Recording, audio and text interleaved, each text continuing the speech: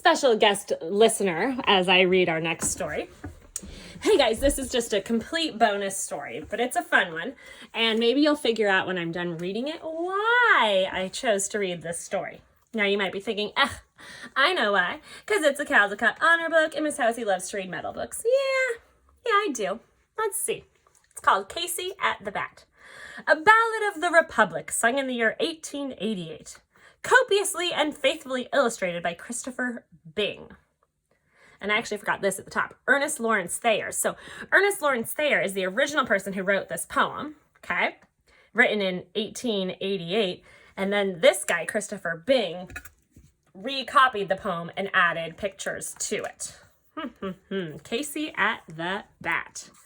It's kind of a cool book. There's lots of good things in here. So it kind of shows you like old tickets, like old baseball game tickets. Casey at the Bat. A Ballad of the Republic, sung in the year 1888. Even more, just kind of old newspapers and stuff from June 3rd, 1888.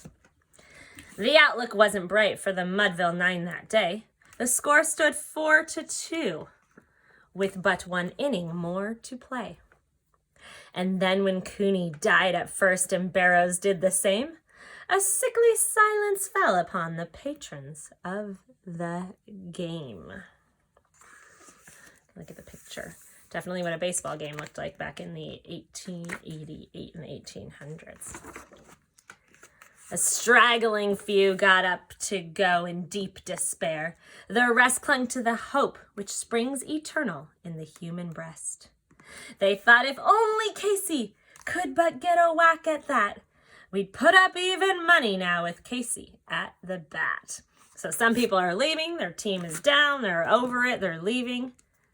The rest are hoping that if Casey can come to bat, they'd put money on it, meaning they would like make a bet. But Flynn preceded Casey, before, as did also Jimmy Blake, and the former was a Lulu, and the latter was a cake. So upon that stricken multitude, grim melancholy sat, meaning their hopes aren't too high, for there seemed but little chance of Casey's getting to the bat.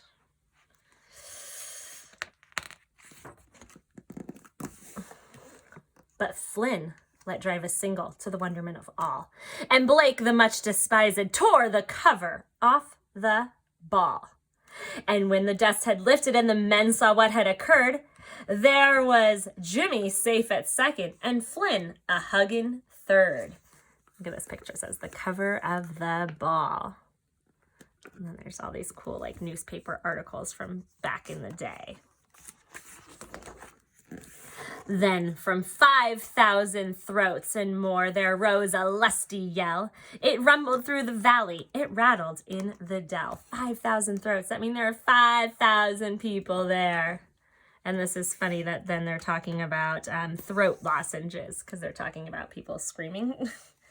It knocked upon the mountain and recoiled upon the flat, for Casey, mighty Casey, was advancing to the bat.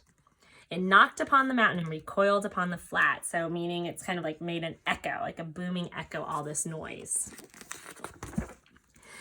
There was ease in Casey's manner as he stepped into his place. There was pride in Casey's bearing and a smile on Casey's face. And when responding to the cheers, he lightly doffed his hat. No stranger in the crowd could doubt 'twas Casey at the bat. They didn't have the big monitors showing, the big TV screens, but as soon as he did that, everybody knew it was Casey himself. 10,000 eyes were on him as he rubbed his hands with dirt. Yeah, 5,000 people, which would mean 10,000 eyes because each person has 2 eyes. 5,000 tongues applauded when he wiped them on his shirt. So he gets his hand, rubs them with dirt, wipes them on his shirt. Then while the writhing pitcher ground the ball into his hip, defiance gleamed in Casey's eyes. A sneer curled Casey's lips. Defiance. And now the leather-covered sphere came hurtling through the air, the ball. And Casey stood a-watching it in haughty grandeur there. He just stood there. Look at this picture. Can you see? He's like looking at his nails. Close by the sturdy batsman, the ball unheeded sped. That ain't my style, said Casey. Strike one, the umpire said. Ooh, and he's just looking at his nails. From the benches black with people there went up a muffled roar, like the beating of the storm waves on a stern and distant shore. Kill him! Kill the umpire! Shouted someone on the stand. And it's likely they'd have killed him had not Casey raised his hand. He raised his hand. He's like, calm down, calm down. I got this, Mr. Confident. With a smile of Christian charity, great Casey's visage shone. He stilled the rising tumult. He bade the game go on. And there he is again. And then these are kind of cool. These are old baseball cards. He signaled to the pitcher, and once more the spheroid flew. But Casey still ignored it, and the umpire said, Strike two! Fraud! Cried the maddened thousands, and echoes answered fraud. But one scornful look from Casey, and the audience was awed. So he looked at them, and that was enough for them to know, be quiet, I got this. Look at him now. They saw his face grow stern and cold. They saw his muscles strain, and they knew that Casey wouldn't let that ball go by again. 2 strikes. The sneer is gone from Casey's lip. His teeth are clenched in hate. He pounds with cruel violence his bat upon the plate. Maybe you're noticing something. And now the pitcher holds the ball, and now he lets it go. And now the air is shattered by the force of Casey's blow. Oh, somewhere in this favored land, the sun is shining bright. The band is playing somewhere, and somewhere hearts are light. And somewhere men are laughing, and somewhere children shout. But there is no joy in Mudville.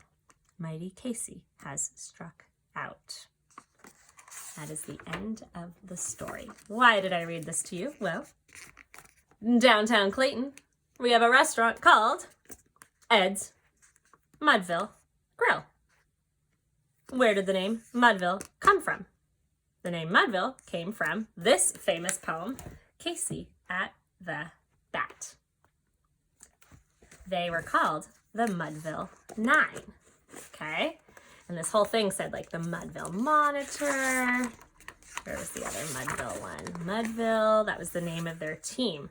And this says Mudville Pioneer Baseball Club. So it's kind of just all sort of combines with our study of Clayton history, what it was like in the pioneer days, and brings it back to the history, the naming of a restaurant in our town and where it comes from. It comes from this famous story, Casey at the Bat. I hope that you enjoyed it. It is a classic. Everyone knows. Don't just stand there looking and watching the ball go by you. You don't want to be like Casey. 3 strikes. You're out.